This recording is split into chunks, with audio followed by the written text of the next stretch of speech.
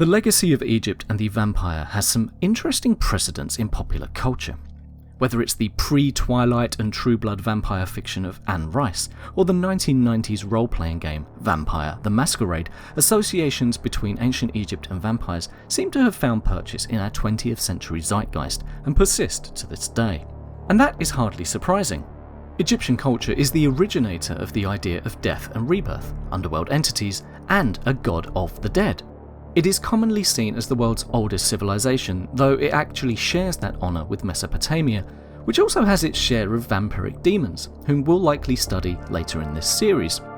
We begin with a loosely connected but important myth, and that's the story of Sekhmet.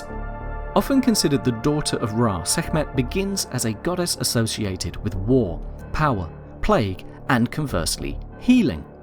Her name derives from the Egyptian word Sekhem, meaning power. Specifically, Sekhmet means the female one of power. Now, I realise that there are followers of Sekhmet out there in the audience. I actually have known a few, and obviously these videos aren't meant to disrespect anyone's patron deities, but I am interested in covering the darker aspects of these gods. So if that's something that you're not comfortable with, well, you have been duly warned. But I'm not going out of my way to offend anybody, so obviously continue at your own behest. Your mileage may vary. The legend goes that Ra, the father of the gods, was growing old. His bones turning to silver, his skin to gold. His hair became like lapis lazuli. Seeing his dissolution, humanity began to plot against him. So Ra assembled the gods and asked for their advice. Humanity, born of Ra's eyes and his tears, were rebelling against divine order. What should Ra do? The gods gave their counsel.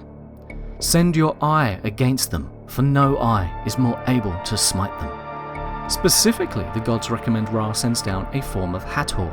The normally benevolent goddess was associated with Sekhmet, especially in later mythology. Ra says he will have power over the rebels by culling them, and thus, says the text, does the powerful one, the lady of the bloodbath, she who mauls, the mistress of dread, come into being. In some versions, it is Ra's Uraeus, the cobra on his brow, that is sent down to cleanse the earth of humanity, and this Uraeus comes down in the form of a lioness, a darker, more savage version of the goddess than we've seen before. This goddess bears the name Sekhmet and the title, Lady of Slaughter. The guilty flee to the desert, afraid of Ra's vengeance and this powerful, savage deity. But Sekhmet finds them and undertakes a wholesale slaughter, reveling in the bloodletting, and significantly rends and drains Ra's enemies, drinking deep of their blood. When she returns to Ra, she says she has overpowered humanity, and it was sweet to my heart. Sekhmet returns to Earth intending to continue her slaughter. It reaches a stage where the gods cannot stop her. It's implied that the guilty have been punished by this point, but Sekhmet, in her bloodlust, will not stop killing. In some versions, Ra has a change of heart and decides to spare humanity, but cannot stop Sekhmet from her slaughter. Either way, as an aspect or daughter of Ra, the goddess is too powerful to be controlled, so she must be contained another way, and this is where her appetite for blood would become her undoing. In varying accounts, it is Ra and sometimes Thoth Tehuti who comes up with a plan to fool her. He has the high priest of Ra collect a red mineral and mash it up with barley to make a beer that resembles blood. The blood beer is then poured where Sekhmet plans to lead her slaughter, to a depth of 3 palms high. Whilst we cannot say for certain what the width of Ra or Thoth's palms might have been, it's probably meant to imply around 9 or 10 inches deep, creating a pool of blood-like alcohol. When Sekhmet arrives at dawn, she is mesmerized by the beauty of her reflection in the false blood, and it's said that she drank deep, and it delighted her heart. She returned to Ra drunk, sated, and having forgotten about humanity.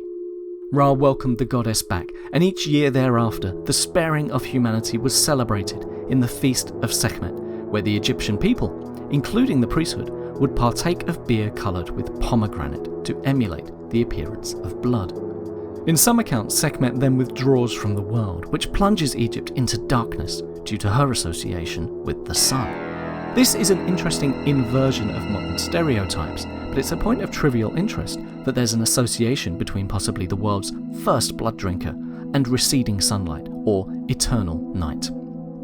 It's sometimes stated that it was wine and not beer that was used to tame Sekhmet, and this has some interesting associations also. Wine was associated with the blood of Osiris, the dead and reborn king. This precedes the association of Christ's blood with wine by several thousand years, but the death and rebirth imagery became hugely influential in many religions, which I'll talk about elsewhere someday. The association between blood and wine goes back further still, however, to a demonic and also divine figure named Shesmu. First, a disclaimer. In ancient Egypt, demons weren't strictly evil. It was often a term used for lesser deities and supernatural entities, particularly those associated with the underworld. Like Sekhmet, Shezmu is sometimes depicted with a lion's head, which may mean that there was an association there with Sekhmet, as they are both known for their appetite for blood. This also highlights the Egyptians' keen observation of nature, something explored in depth in the works of Shwala de Lubitz. The Egyptians would have seen lions feasting in the desert, and perhaps sought to personify that savagery in their own mythology. But lions are also caring parental figures, and this duality wasn't lost on the Egyptians. Shesmu also carries a butcher's knife in many depictions, further emphasizing his role as a dismemberer of the unjust, and in some prayers of the gods themselves. His titles include Lord of Blood and Great Slaughterer of the Gods, but he was also the god of the winepress. This may not be as innocent or pedestrian as it sounds, however, as the executioner of Osiris, Shesmu was thought to work on behalf of the Lord of the Dead, killing the wicked by beheading them and placing those heads in his winepress. Some depictions of Shesmu at the winepress depict this. These skulls of the wicked would then be crushed in order to make blood wine. This wine formed from blood occurs in multiple instances of Egyptian mythology, as we have seen. This possibly began as simply a noted visible connection between the colour of red wine and blood, but red is also used extensively throughout Egyptian history to denote harm or even evil, and is associated with the god Set. Now, Set is not always an evil deity, and I should note his changing role from the protector of Ra in early myth to his place as the adversary of Horus, and increasingly a demonization of his role in later periods. However, blood wine was sometimes referred to as sustenance for the righteous dead, particularly the pharaohs who needed nourishment on their paths through the afterlife. Prayers have been found beseeching Shesmu to dismember other deities so that Pharaoh may take sustenance from their blood. The idea of vampiric pharaohs has saturated pop culture at certain moments, embodied best in Anne Rice's Queen of the Damned, and the World of Darkness RPG, which posited both Osiris and Set as vampires locked in an eternal war for Egypt. But back to Shesmu, and to give this demonic deity his due, we should note his positive attributes.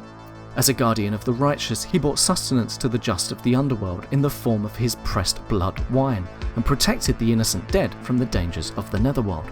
He was also associated with Nefertem due to his connection with fine scents and perfumes.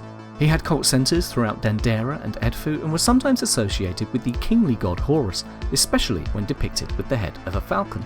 His main cult centre appears to have been based in the Fayum district. As a beneficial deity then, he had many admirable attributes. He was fierce in appearance and a fearsome warrior, listed as one of the protectors of Ra in his solar bark, as Ra travelled the heavens and fought the serpent of darkness, Apep. Due to his association with balms and oils, he also became linked with mummification and the preservation of beauty, another link to the modern concept of the vampire's persevering attraction. Ultimately, his title of Lord of Blood became subsumed under a more benevolent guise as Egyptian civilization moved further from the Old Kingdom mythology. But this god/demon, sometimes depicted as a lion whose fangs and mane were drenched in blood, will never be truly tamed, and makes a great contender for a form of early proto-vampire myth from ancient Egypt.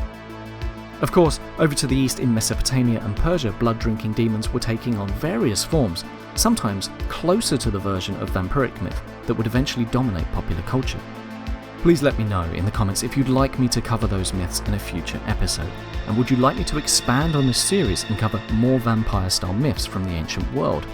If you like this, please do the things, the liking, the subbing. It really helps the channel. And this channel needs to grow if I'm going to make the time to make more of this content, which is something I would love to do. Thank you for watching, and remember, not all those who drink blood are sparkly. Good night.